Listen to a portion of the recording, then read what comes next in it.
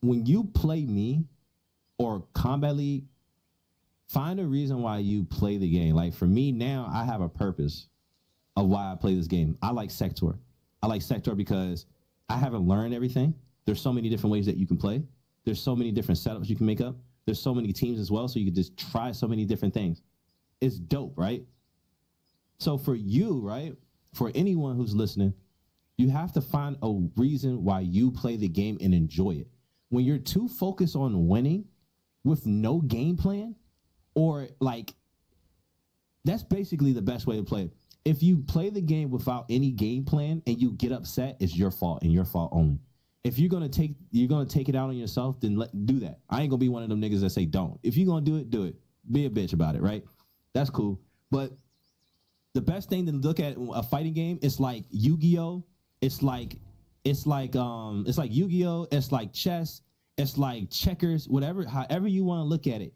If I move a piece and my opponent does the exact same thing, we're playing at a harmony. We're playing at a balance, right? So when I do a move, my opponent doesn't move. It might not be the exact move that he wants to do, but I put him in that situation where he thought this would be the best move to use. You see what I'm saying? So a lot of times you have to come up with a game plan that makes sense to you. So I'll break down how Cyrax makes sense to me, right? And then the number thing that you want to do is figure out how you want to play. What button, what special move, or what move do you want to play off the most of? So I'm gonna explain something to you. I'm gonna explain to you on why I like Cyrax Striker. I'm gonna put it in the most in this term. Let's see. All right, so look, check this out.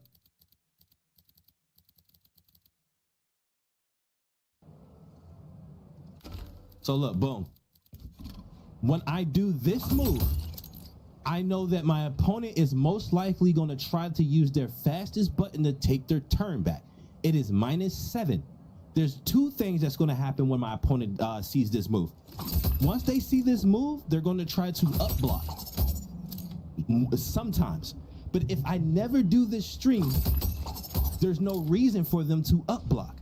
So now when I do this string and no follow-up, they're going to use their fastest button to take their turn back. But since the move has pushback and some characters have stubby fastest moves, I'll put it that way, I can essentially, depending on the situation, duck into buttons and steal my turn back. I shouldn't do that because it's more risky than anything, because some characters can take their turn back with a mid. So ducking there would make no sense, especially against Johnny Cage.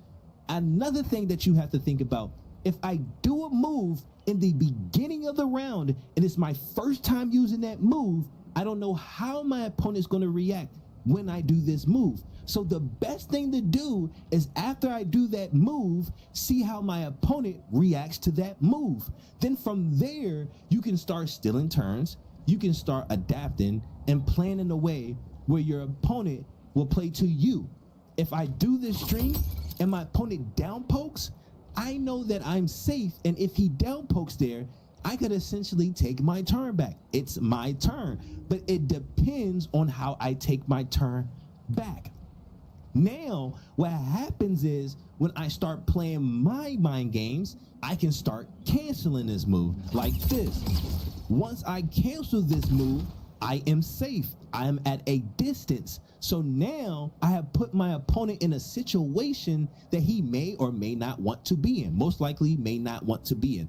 So if I do this string, now I have to think about the probable cause of what he may do. It's called cause and effect. Checkers and chess is a cause and effect. It's all about ma'at. It's all about balance. If I move a piece, you have to move a piece. I move a piece, you have to move a piece. You see what I'm saying? That's how the game works. That's how life works. I do something, it's like cause and effect. If I do something, there's something that happens in return. So if I do this move, my opponent may or may not move, or he may move. If he does move, he's going to use certain buttons. If he doesn't move, he's either going to stay there or he's going to jump. So now I have to use my cameo. to my advantage. So if I do this and I put a bomb down, you have to think, I naturally just wasted the bomb. But how could I utilize that bomb? I can utilize the bomb by using Striker that stops him from moving, and I'll be able to dash, because after I do this move, I move freely. The recovery of this move is fast. So now I can do things like this. Now I have my setup. This is what you call a game plan, a layer. This is my layer, this is my game plan. This is my flow chart. I want to be able to mix him. So how can I mix him? I do 4-3 striker bombs, and by the time that striker goes away, you also have to implicate that I'm still plus. So even though I'm going for a grab, it is risky for my opponent to try to press, because if they press, they'll get hit by striker bomb, and they'll get hit by the bomb that's behind them, because by the time that striker goes away, I'm in my opponent's face next to the bomb. So if they try to wake up buttons, or if they try to jump or take their turn, the bomb's going to hit them. If they don't take their turn, I'm going to go for a grab. That's what I mean by flowchart. You have to find something that makes sense to you. Boom. You see what I'm saying? You have to think, right? Boom. This is what you call a setup.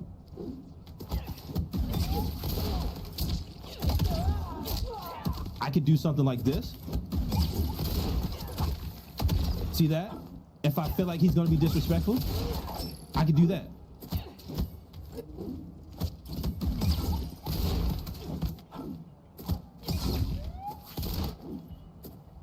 So now I'm labbing against an opponent jumping on this setup. So now, hold on, I'm sorry.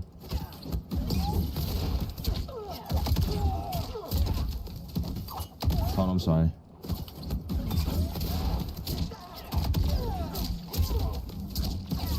I messed up my setup. Hold on.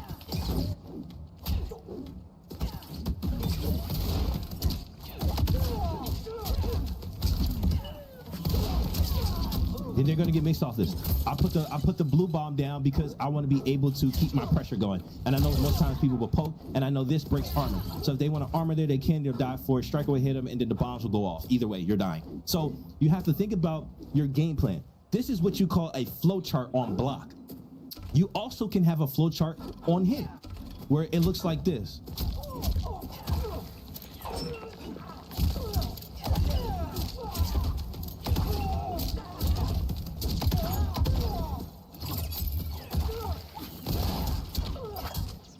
Oh, something like that, right?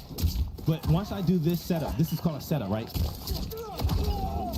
I'm putting them in a situation they don't want to be in, and they have to guess. I can do spinny blades here, because spinny blade is good right here, because it OS's a few options. If my opponent want to wake up buttons, if they want to wake up armor, if they want to wake up jump, I'll be able to still take my turn back, because it's 3 hits, and I can cancel it. So you have more than enough time to react to if your opponent is being disrespectful on wake up. If not, you can still go for a grab off this. Now check this out.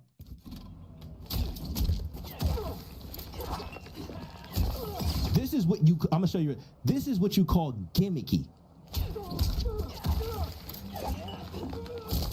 Gimmicks are really good when you have conditioned your opponent and respecting you. Boom. That's a gimmick.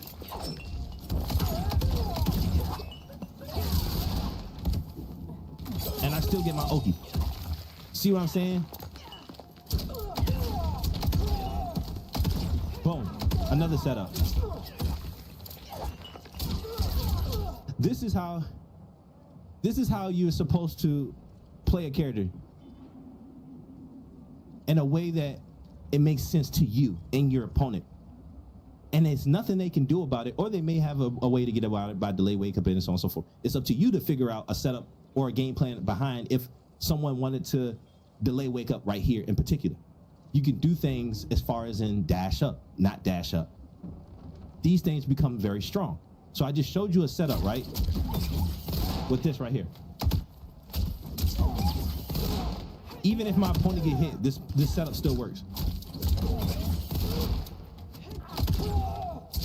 And what's so cool, when you start understanding the game, you be like, okay, my opponent got hit right here, right?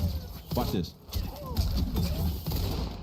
Let's say they got hit by the grenade bombs right there. They got hit by the grenade bombs. If you wanted to keep the pressure going off of that, you can.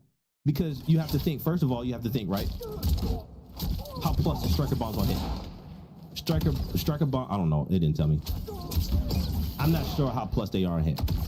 But I guarantee you can figure out by going, set him to jump, right? Hold on, I'm gonna do this. Hold on. I'm plus as hell, as you can tell. See that? Hold on. It's hard to tell because it's an ambush move. So since it's an ambush move, it's harder to tell because I can move as quick as I want. Just remember that you're usually super plus off of that. So what you can do is you can put them in a situation that you're plus enough to take your turn back. So like, let's see.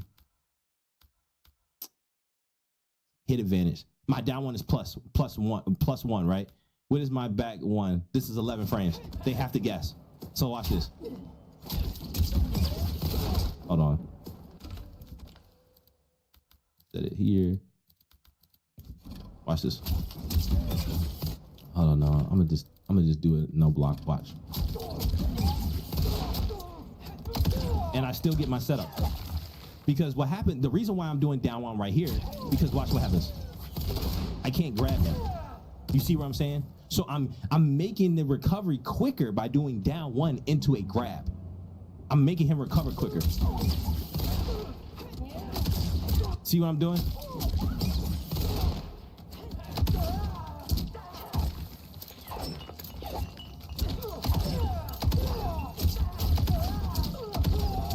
Now I got striker bombs behind me.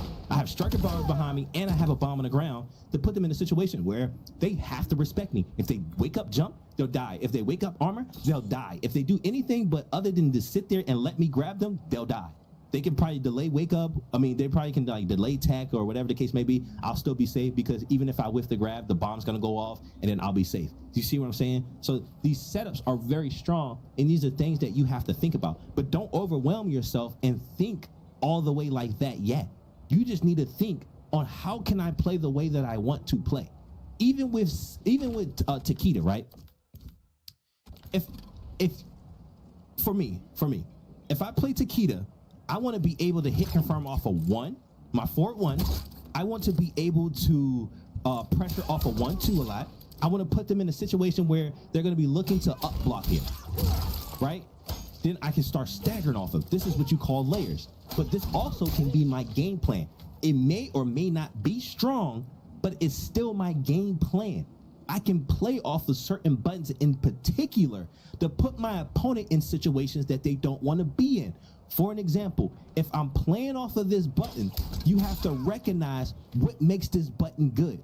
It's quick, it's fast, it ends in the overhead, it's -1, and I can play games off of it.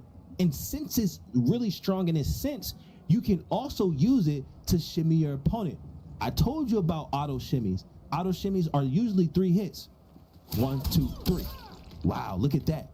If you just watch my videos, shit will start making sense, I promise you. So now that this move has 3 hits and it's an auto shimmy that you can hit 3 moves with, and then you can also break armor and you can hit confirm into combo. So if my whole game plan is to play around this button, I know that I can grab you. But then you also have to think, how can I play off of grabbing my opponent?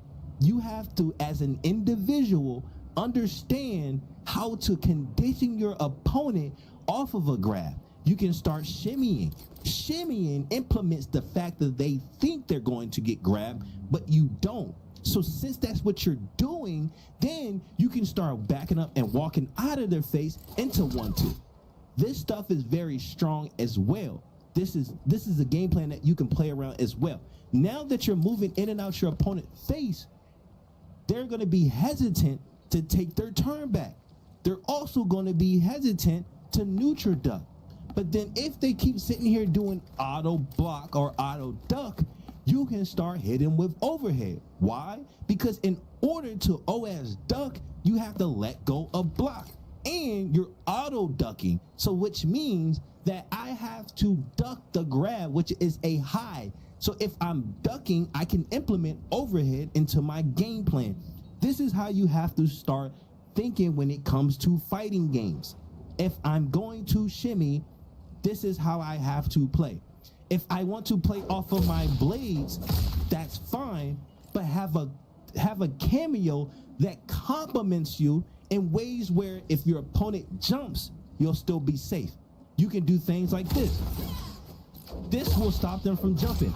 Now you can think about what it is that Sonya can guarantee me.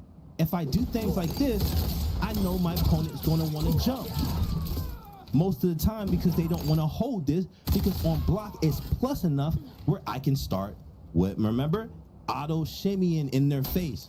So now if my opponent doesn't want to block this thing, I mean, if they're going to block this, I can start playing like this. Oh, hold on. Or grab,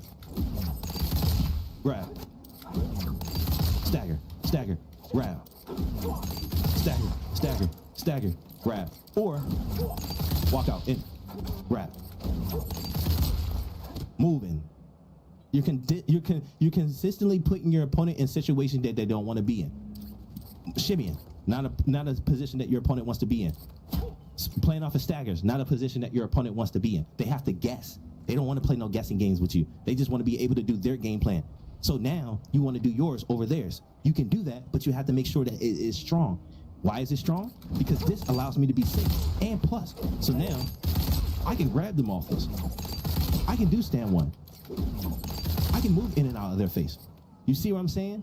How do you want to play the character is totally up to you. You just have to figure out what it is and how to play with it.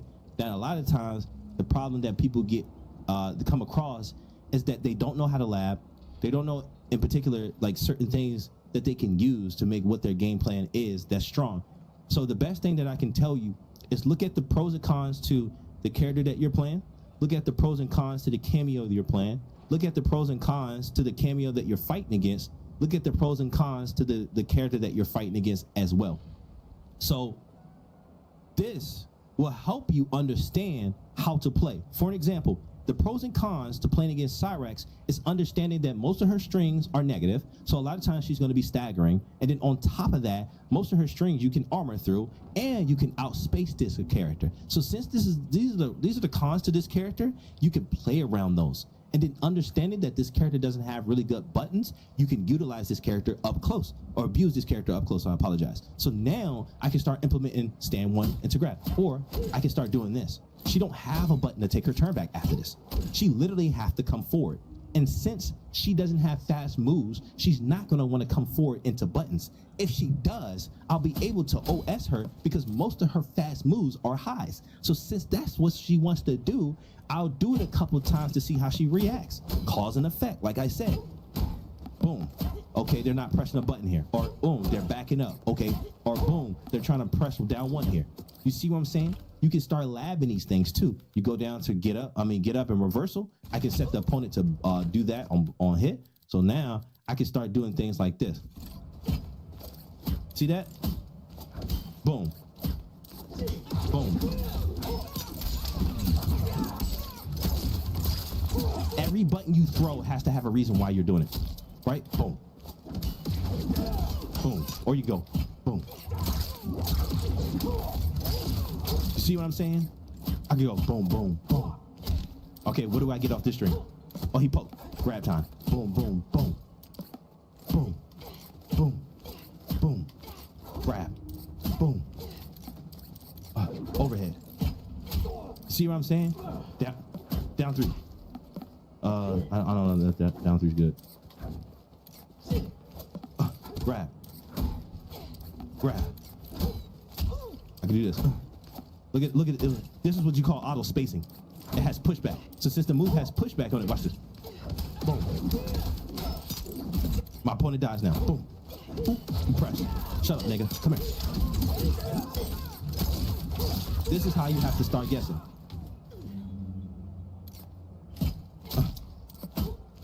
Now, playing off of down ones depends on your character's movement. It's really hard to do it with certain characters. It depends on movement and how negative is your down one. Let's see. See what her down one is. What the hell? What did a reversal? Oh, a random one. Random law. See what her down one is on block. It's still -8. But yeah, certain characters, they can do down one and backdash and stuff like that. And then punish you. I think it's OD. But as long as I remember, this always been in the game. Down one backdashers. Some characters are just really strong in that sense.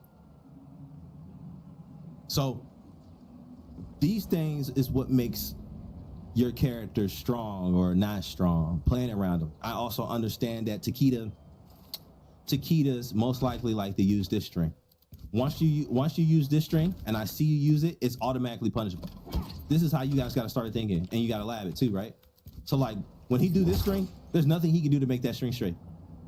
He can make this safe, but it's -14. So if he does this up close, oh, I get a free punish. Bye-bye. I can armor that every time. There's no mind game here. If he does it at a range, then I might be safe, depending on what character he's playing against. You see what I'm saying? So if he does this, this is negative. If he does this, this is negative. If he does this, this is negative. If he does this, this is negative. There's nothing he can do that makes him safe. So when I see him do this, oh, bye, nigga. Oh, see ya. Fuck you thought this was, nigga. You see what I'm saying? Things like this is what pros and cons. What it is that you can play around with a character. And this is why I think Noob is annoying, because Noob doesn't have anything that you can play around. The fucker has everything. Oh man, I'm cussing too much. Can't make this into a video. But yeah, this character has so many things in particular that makes him strong that like how do you supposed to play somebody who does never take a risk? you see what I'm saying? Everything has risk reward. Everything. Literally everything has risk reward. Right? What is the risk of me doing stand one into grab? My opponent could duck. What is the risk of me doing 1, 2, and maybe mashing? My opponent could use a mid. Everything has risk reward. My opponent may or may not mash. He might not press a button. You see what I'm saying? So you gotta think.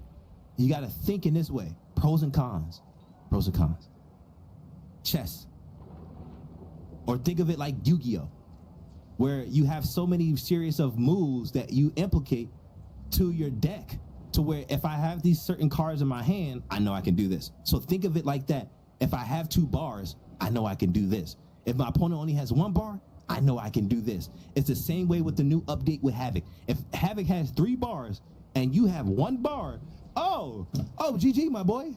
Oh, you about to get hit with something in particular. Oh, okay, all right. You see what I'm saying? Even if you have the life lead, the goal is not to get close to Havoc. Do not let Havoc get close to you. Put him in a situation that he does not want to be in. How can I do that? Maybe play a cameo that puts him at bay, that keeps him at a distance, or something in particular. But once this motherfucker get in and he's mixing you, oh, yeah. That's on you. You see what I'm saying? This is how characters are designed. It's busted, it's annoying, because it's like, man, why can't I have that? But that's his design. Does it make sense? No. But that's the design of the game. That's all I can tell you. Now you have to find a game plan that's strong to you. That's all I got for y'all. That's it. That's all I got.